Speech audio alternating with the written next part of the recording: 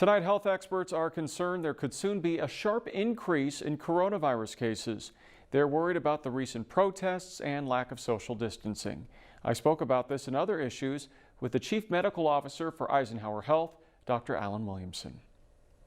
Dr. Williamson, thanks for joining us. Thank you, Peter. Good to be back. First off, how are things right now at Eisenhower? We're continuing to basically hold our own. We are seeing a little bit of an uptick in the number of cases. We're actually at our highest level of inpatients right now, but not as many in the intensive care unit as we saw early on in the first wave, if you will, of this virus. But not overwhelming, still well within the capacity of the hospital to manage the patients we're seeing right now. What do you attribute that uptick to? It's, I'm sure, multifactorial. We are seeing a lot more patients from the skilled nursing facilities and board and care facilities now as a proportion of the number of patients that we're seeing. So I think that probably has a large role to play in why we're seeing the numbers we're seeing right now. It's difficult to tell if there's a direct correlation between beginning to open up businesses in the community and the uptick in the number of cases. It's really kind of hard to pin that down at this point. I think it's mostly coming from the board and care and skilled nursing facilities where patients are in close contact in confined areas. I was just about to ask you, you mentioned the reopening, and now we're seeing a lot of people gathering. We see protests, people are getting together again in large crowds. Mhm. Are you concerned? Yeah, I think it's always concerning when we see large crowds of people. We have to remember it's certainly our right as Americans to protest, and I support that, but we do have to remember that we're doing that in the face of an outbreak of a serious viral illness.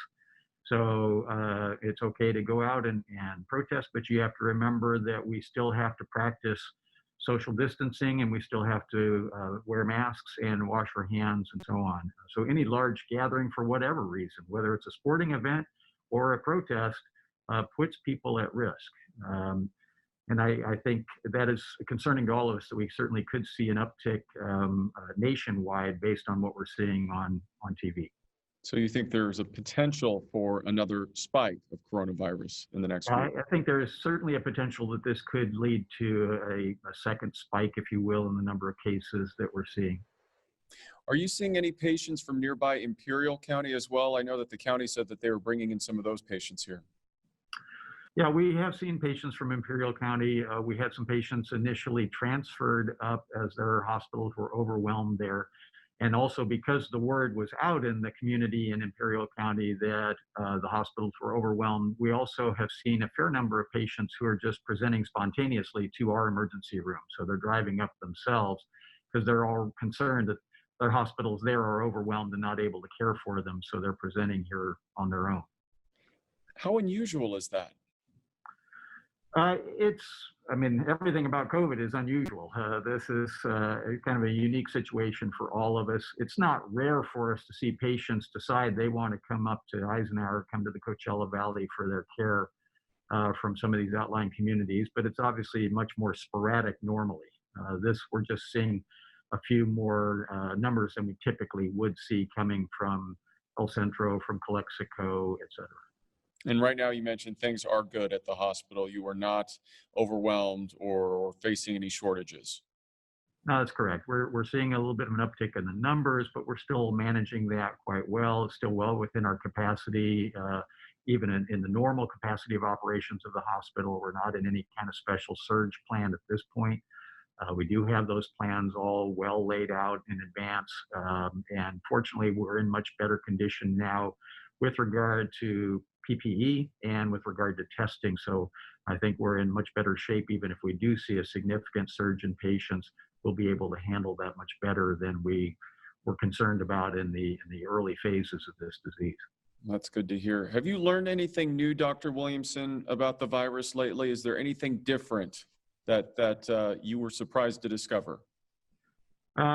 Every day is different with this virus. It really is an unusual virus and behaves in ways that are quite dissimilar to other viruses that we've seen before. And so, yes, we really learn something almost literally every day about how it can present, how it attacks the body, how the body responds to that and the importance of the immune response in terms of how that affects the patient. A lot of what we see in terms of the effects of the virus are not necessarily a direct effect of the virus itself, but in many cases a response or an effect of the immune response that the body has mounted to the virus that causes some of the other um, manifestations of the disease that we see. And so every day, we're hearing about how it's affecting young children. Now, again, an effect of the immune response to presumably the virus itself that then is causing secondary damage to the body a few weeks later after the viral infection. So each day, just like all of you, we learn something new about how this virus behaves and how we need to pay attention to those symptoms that aren't maybe the classic things that we expected early on. Early on, it was all felt to be a cough, a fever, and someone who had traveled internationally. Well, we know all of that has gone out the window, and now we find many patients presenting just with severe fatigue, with strokes, with blood clots. So a lot of various presentations. Many of those patients don't necessarily even have a cough or sometimes don't have a fever. So you have to have a high index of suspicion that anyone presenting is COVID and on the list of possibilities as to explaining their symptoms that they're presenting with. All right, Dr. Williamson, we appreciate your time. Thanks for joining us. Thank you, Peter.